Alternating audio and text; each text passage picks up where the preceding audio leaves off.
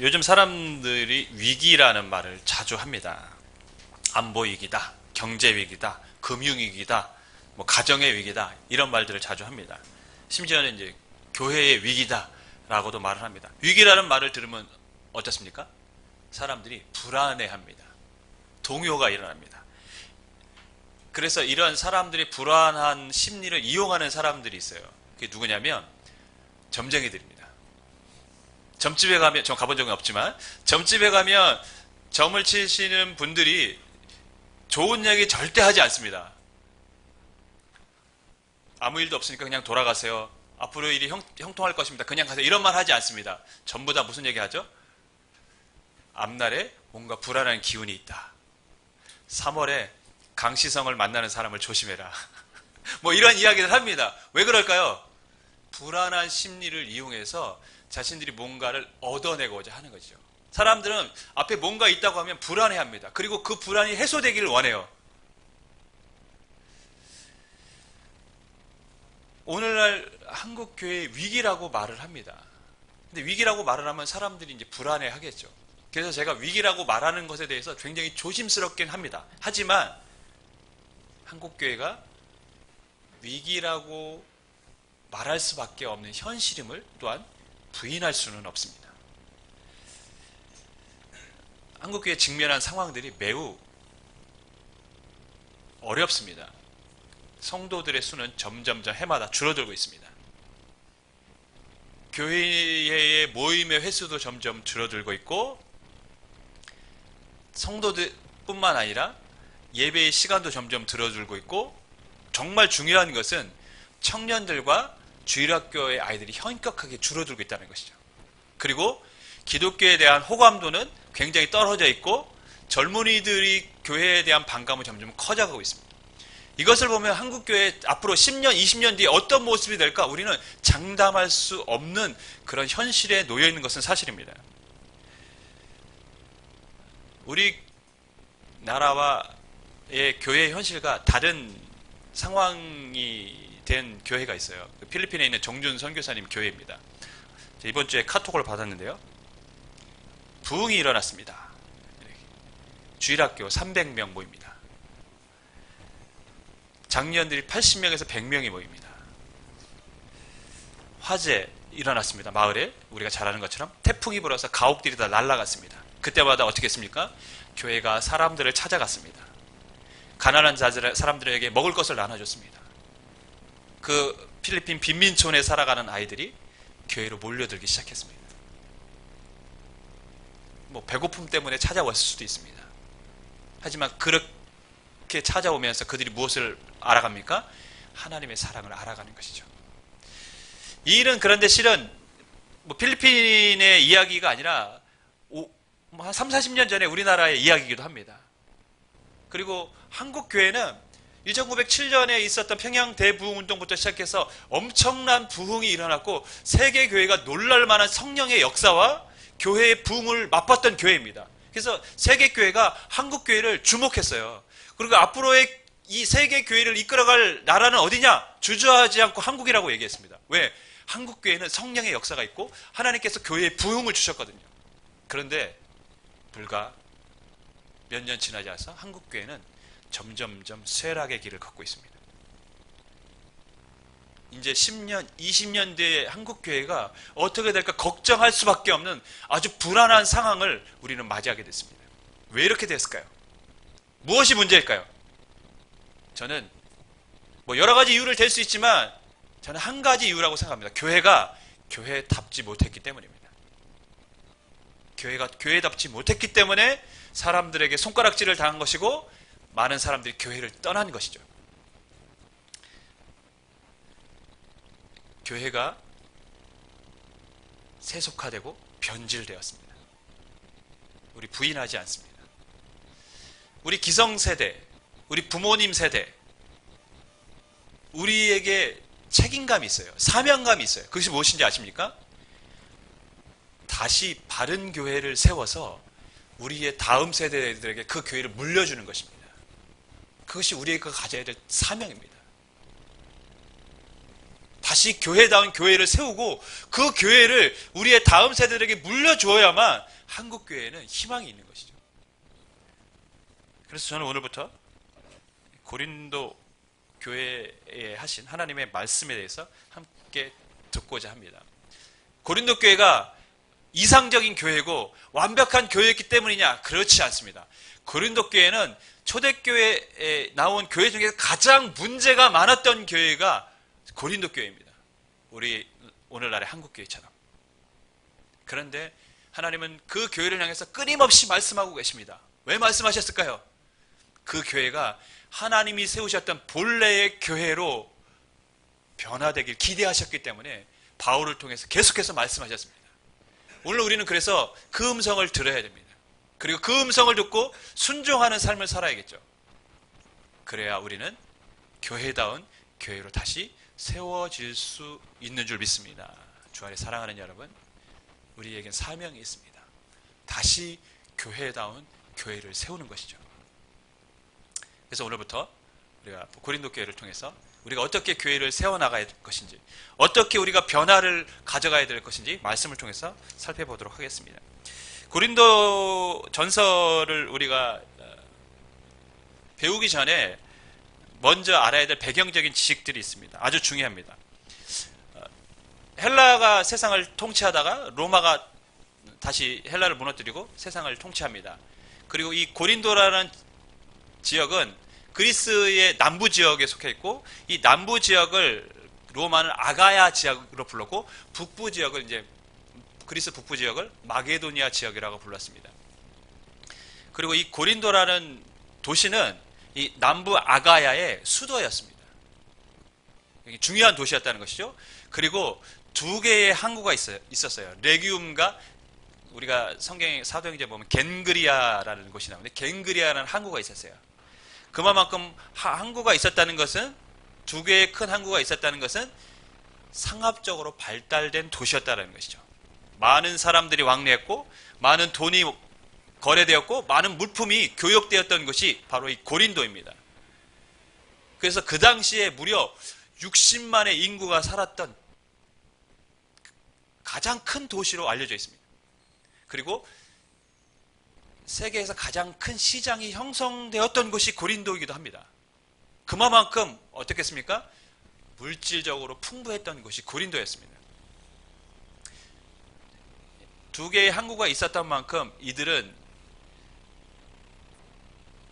바다의 신 포세이돈을 섬기던 도시이기도 합니다. 또한 아프로디테라는 사랑의 여신을 섬겼죠. 우리가 이제 다른 말로 하면 비너스, 사랑의 비너스의 그 비너스 아프로디테를 섬겼던 그런 도시입니다. 해발 600m 되는 산 위에 아프로디테의 신전이 있습니다. 그리고 이 신전에는 1000명의 여자 사제들이 있었습니다. 이 여자 사제들은 뭐 하는 사람들이죠? 우리가 지금까지 소아시아 교회를 계속해서 살펴봐서 알 수 있듯이, 이 여자 사제들은 성전에 제사를 하는 과정 가운데 찾아온 사람들과 다 뭘 합니까? 성적 관계를 맺는 사람들입니다. 그리고 이 사람들은 밤에는 내려와서 공식적으로 또한 창기로 살아갑니다. 그만큼 고린도라는 도시는 음란하고 성적으로 문란했던 것입니다. 오죽하면 헬라어로 코린티아 조마이라는 단어가 있어요. 코린티아 조마이라는 단어는 고린도화되다, 고린도인 사람처럼 되다라는 뜻인데, 이 말은 음란 행위를 하다는 뜻도 있습니다. 그만큼 고린도라는 도시는 음란한 도시였다는 것이죠. 근데 이런 고린도에 복음이 들어갔습니다. 놀랍지 않습니까? 이렇게 음란한 도시에 복음이 들어갔어요. 어떻게 들어갔을까요?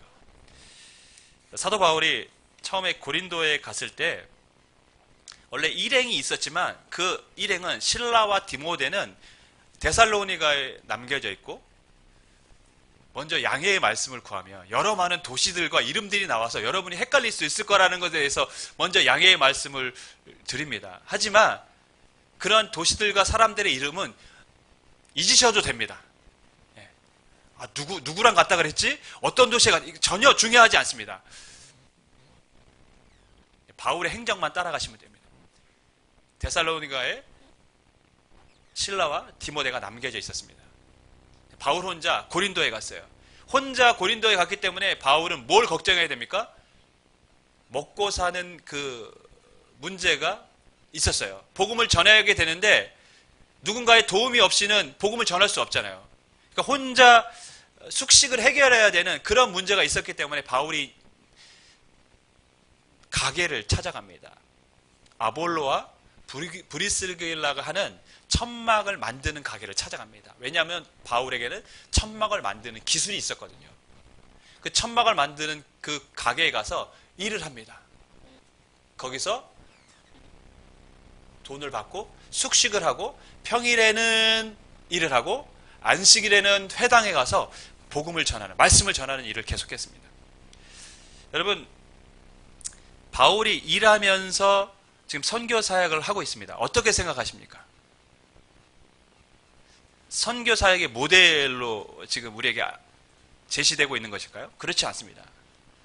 실은 바울은 디모데와 실라가 데살로니가부터 선교 사역에 필요한 헌금을 받고 왔을 때 그때부터는 말씀을 전하는 일에만 전념했습니다.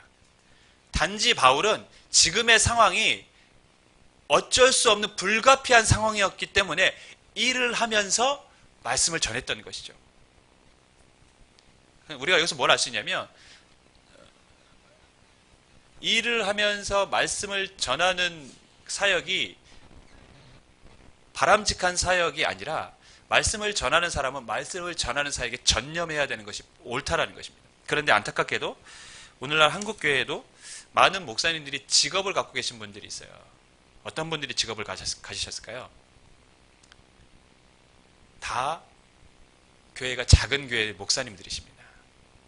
교회의 재정만 가지고는 교회가 운영되지 못하기 때문에 어쩔 수 없이 바울처럼 불가피하게 일을 하면서 사역을 하는 것이죠. 근데 굉장히 안타깝습니다. 왜냐하면 그러다 보니까 사역에 집중할 수가 없어요. 사역에 집중할 수 없으면 또한 열매가 있을 수도 없습니다. 이런 악순환이 지금 반복이 되는 것이죠. 정중훈 선교사님이 항상 저에게 감사하다는 말을 하세요. 그래서 이번 주에도 카톡으로 이렇게 남기셨어요. 혼자가 아니라는 사실에 위로받고 힘을 얻습니다. 늘 함께 해주셔서 감사합니다. 근데 저는 저희를 반대로 늘 얘기해요. 제가 늘 감사합니다 그래요. 귀한 사역에 우리가 그 사역에 후원하면 그 후원금이 얼마나 큰 비중을 차지하겠습니까? 실은 그 수백 명의 아이들에게 먹여 살리고 그 아이들을 이끌어가는데 얼마나 많은 재정이 필요하겠습니까? 우리의 재정은 진짜 그분의 사역에 얼마 되지 않는 부분일 거예요. 그런데 그럼에도 불구하고 우리가 그 귀한 사역에 조금이라도 협조할 수 있다는 게 난 너무 감사한 거죠. 그래서 제가 늘 감사하다고 해요. 귀한 사역에 우리가 사용될 수 있어서 너무 감사합니다. 여러분, 선교사님이 적극적으로 더 선교 사역을 할 수 있도록 실은 많은 사람들의 도움이 필요합니다. 왜냐하면 그분에게는 수백의 아이들과 또 100여 명의 어른들이 그분의 손에 달려 있습니다. 우리가 더 적극적으로 도울 수 있다면 그분은 하나님 나라를 위해서 더 적극적으로 열심히 사역하게 될 줄 믿습니다. 고린도 교회에서 바울의 사역이 쉽지 않았어요. 음란한 도시라 그런지 회당에서 말씀을 전했는데 복음을 받아들인 사람이 한 명도 없었습니다. 그래서 바울은 장소를 바꿉니다. 유스도라는 사람의 집에 들어가서 이제 말씀을 전합니다. 여기서부터 이제 열매가 맺히고 고린도에서 1년 6개월 동안 말씀을 전하고 가르쳤습니다. 이렇게 해서 고린도에 드디어 교회가 세워졌습니다. 그 음란한 도시. 청량리 하면 떠오르는 연관되는 단어가 뭐죠? 588 이렇게 얘기하지 않고 그냥 588이라고 얘기합니다. 그래야 그 어감이 탁 달라붙죠. 청량리 588. 저는 이곳을 잘 압니다. 왜냐하면 제가 어렸을 때 이 지역에서 살았기 때문에 저희 교회가, 모교회가 이 교회, 이 지역에서 멀지 않았기 때문에 저는 이 지역을 너무 잘 알고 있어요. 출퇴근할 때 이곳을 늘 왔다 갔다 해야만 하는, 전철 타고 다녔기 때문에 이곳을 반드시 지나야만 했습니다. 굉장히 무서웠습니다. 긴장하면서 늘 다녔던 곳입니다. 청영이 그 588에 보면 가나안 교회라고 있어요. 교인 대부분이 노숙자, 실직자, 그리고 그곳에서 일하는 율랑녀들입니다. 김도진 목사님, 그분이 사역을 하셨는데 42살에 주님을 만났는데 그 전까지 깡패, 알코올 중독자로 이렇게 살아갔어요. 근데 하나님의 부르심을 받고 그곳에 교회를 세웠습니다. 왜? 자기와 같은 사람들을 주께로 인도하기 위해서 하나님이 나를 세우셨다는 걸 알았던 것이죠. 여러분, 거기서 교회 사역하는 게 쉬웠을까요? 포주들이 날마다 찾아옵니다. 업무 방해된다고. 이 교회가 있어서 장사가 안 된다고. 그리고 여러분, 그곳엔 뭐와 연결이 되어 있죠? 조폭들이 늘 연결이 되어 있습니다. 조폭들에게 엄청나게 매를 맞습니다. 그러면서 꿋꿋이 그 자리에서 목회를 하면서 노숙자들을 챙기고 율랑녀들에게 찾아가서 복음을 전했습니다. 그래서 수많은 사람들이 예수님을 믿고 또 그 생활을 청산하고 떠나기도 했습니다.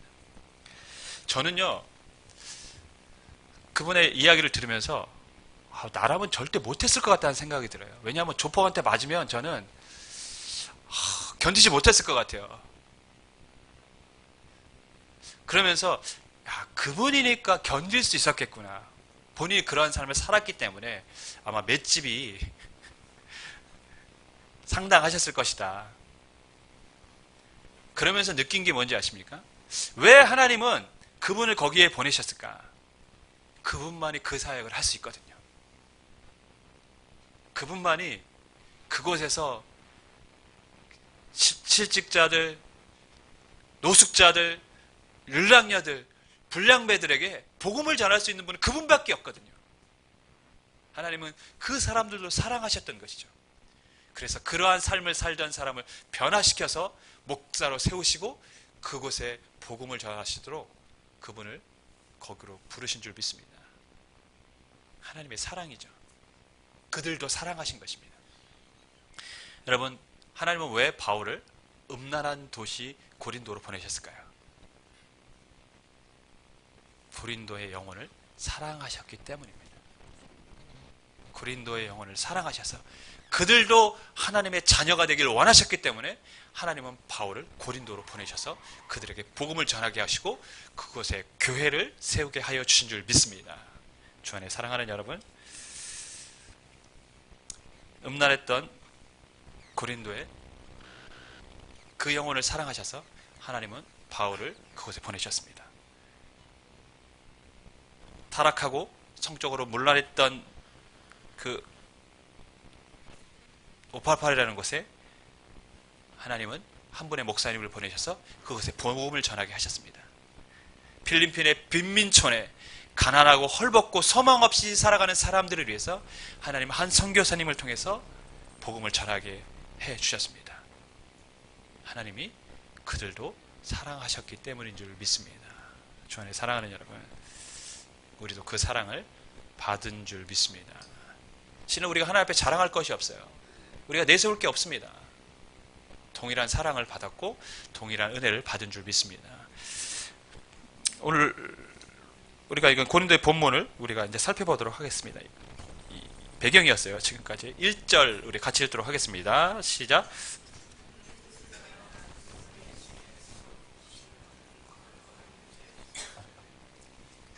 바울은 먼저 자신을 소개하는데 누구라고 소개하냐면 하나님의 뜻을 따라 그리스도 예수의 사도로 부르심을 받았다. 나는 예수의 사도인데 사람의 뜻을 따라 된 것이 아니라 하나님의 뜻을 따라 된 나는 사도라는 것이죠. 왜 바울이 자신이 사도라는 것을 이렇게 강조를 할까요? 왜냐하면 사람들 중에는, 일부 사람들 중에는 바울이 사도라는 것에 대해서 의심하거나 인정하지 않는 사람들이 있었기 때문입니다. 바울은 예수님과 공생애를 했던, 예수님이 불렀던 12명의 사람이 아니에요. 그러니까 복음서에 나온 12사도가 아닙니다. 그리고 예수님과 함께 공생애를 했던 사람도 아니에요. 그런 이유로 사람들은 바울은 자격이 없다라는 것이죠. 또 이전에 뭐도 했습니까? 교회를 핍박했던 인물이기도 합니다. 그리스도인들을 핍박했던 사람이에요. 그렇기 때문에 바울은 사도로서의 자격이 없다라는 것이죠. 근데 사도냐 아니냐, 이게 무슨 명분의 문제가 아닙니다. 명예의 문제가 아니에요. 왜냐하면 사도 바울이 복음을 전하고 하나님의 말씀을 가르쳤는데 바울이 사도가 아니라면 그 말씀은 믿을 만한 말씀입니까? 바울이 전한 말씀과 가르침은 믿어도 될 만한 것입니까? 그것에 의심이 가기 시작하는 것이죠. 복음이 훼손되고 바울을 통해 세워진 교회들이 흔들릴 수밖에 없기 때문에 바울은 자신이 사도라는 것을 강조하는 것이죠. 예를 들어 제가요, 총신대학 신학대학원 합동교단의 목회자로서 안수를 받고 목사가 됐습니다. 그런데 제가 어디서 듣도 보다 못한 교회 신학교를 나와서 거기서 안수를 받았다고 하면, 제가 아는 목사님은 전에 얘기 드렸죠. 쓰레기를 줍는 그런 일들을 하시다가 성령의 은혜를 받고 6개월 만에 안수를 받아서 목사가 됐다고 하시는 분이 계셨어요. 도대체 저는 그 말씀을 들으면서 도대체 어느 교단에서 6개월 만에 목사님이 되는지 저는 그게 너무 궁금했어요.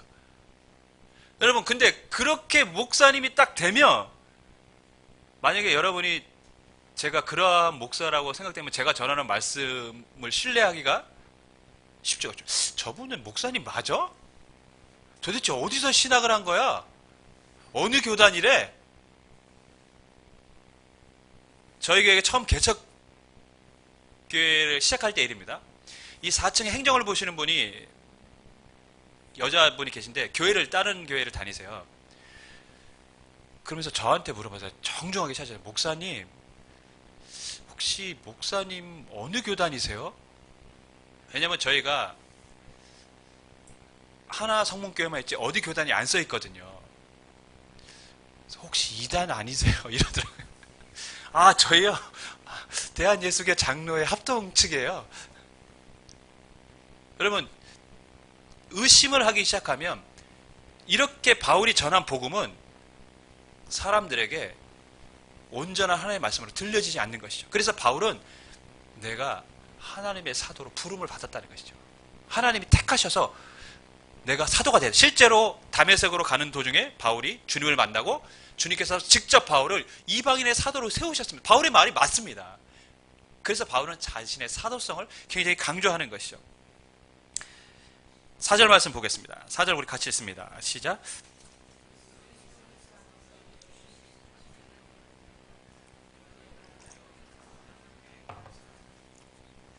바울은 고린도 교회 성도를 보면서 너희에게 주신 하나님의 은혜를 보면서 나는 늘 감사하다. 첫 번째는 여러분, 그러한 음란한 도시에 하나님께서 그들을 사랑하시고 은혜를 베푸셔서 교회를 세우신 걸 생각하면 바울이 감사하겠습니까? 감사하지 않겠습니까? 당연히 감사하겠죠. 그러니까 고린도 교회 성도들을 볼 때마다 야, 너희가 예수님을 믿다니, 이곳에 교회가 세워지다니. 그러니까 그들을 볼 때마다 감사한 거예요. 또 하나, 그러한 사람들인데 놀라운 것은 고린도 교회에 하나님이 너무나 많은 은사들을 주셨다는 것입니다. 고린도 교회에 다른 교회에 없었던 놀라운 은사들을 받았던 그러한 성도들이 많았습니다. 5절부터 7절인데요. 우리 같이 읽겠습니다. 시작.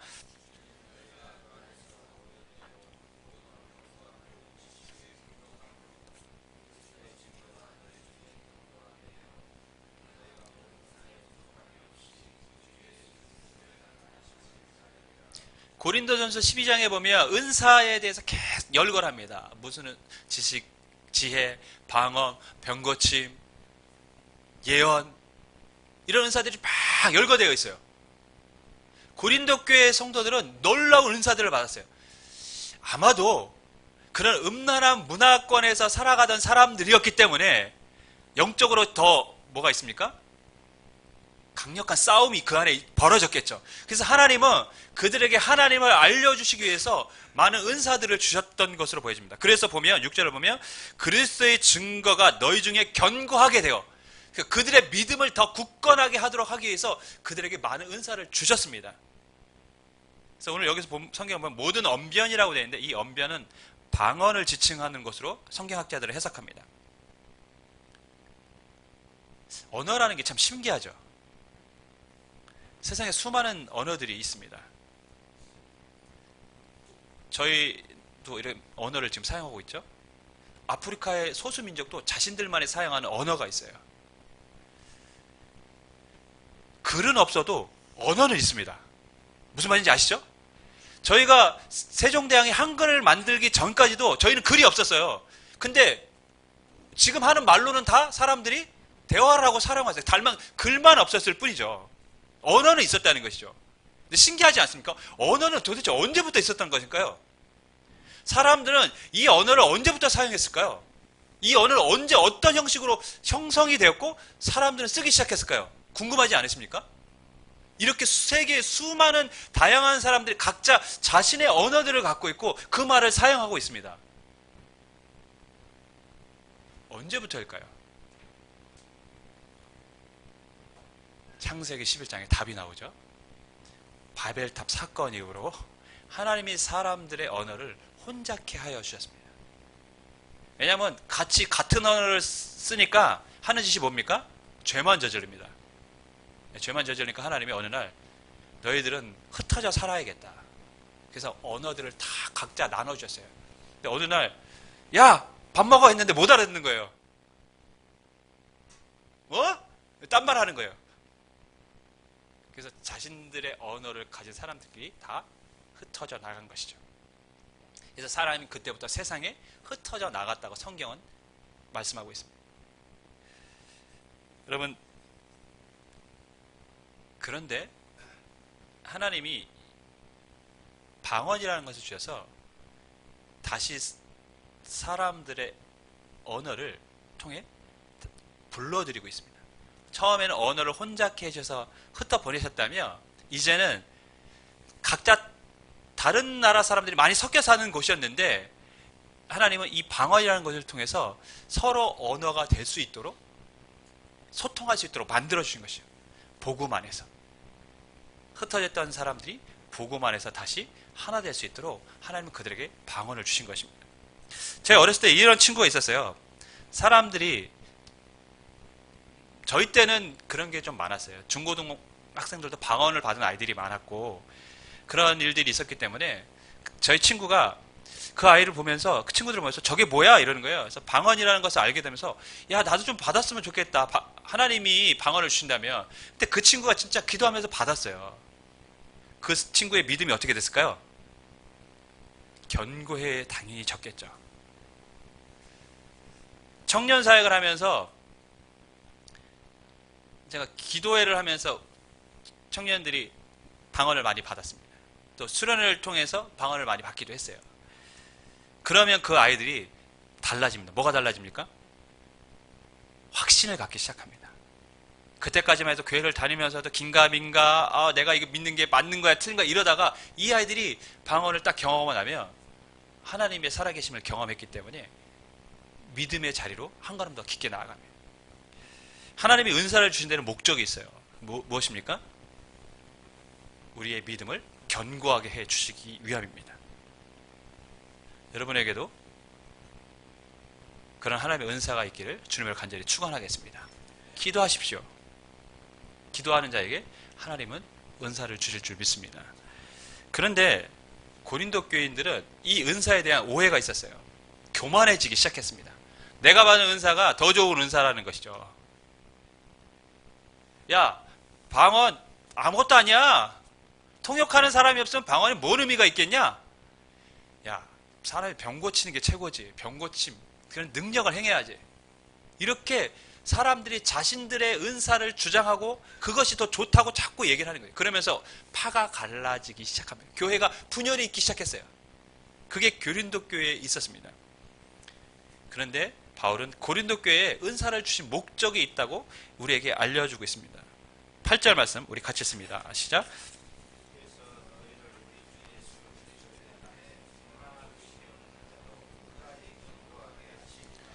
은사를 주신 첫 번째 목적은 뭡니까? 우리의 믿음을 견고하기 위한 것입니다. 두 번째 목적이 있다면 바로 주님이 오실 그날까지 서로 그 은사를 사용해서 옆 사람을 도와가면서 그리스도의 날까지 온전한 믿음과 그리스도의 형상을 가진 사람으로 만들어가도록 서로 돕는 역할을 하라고 주신 것입니다. 자, 다시 설명합니다. 은사는 개인적으로는 나의 믿음을 견고하기 위해서 주셨습니다. 두 번째, 은사는 그 은사를 통해서 다른 사람을 도와서 그 사람이 주님이 오실 그날까지 흔들리지 않도록 믿음 안에 바로 세워지도록 돕도록 우리에게 주신 것이라는 것이죠. 여러분, 은사를 받았다고 완전한 사람이 되는 게 아닙니다. 은사를 받았다고 믿음이 좋은 사람이 아니에요. 은사 받고도 개판치는 사람들 많아요. 모든 은사를 다 받았습니다. 그럼 그 사람은 정말 완벽한 신앙인입니까? 절대 그렇지 않습니다.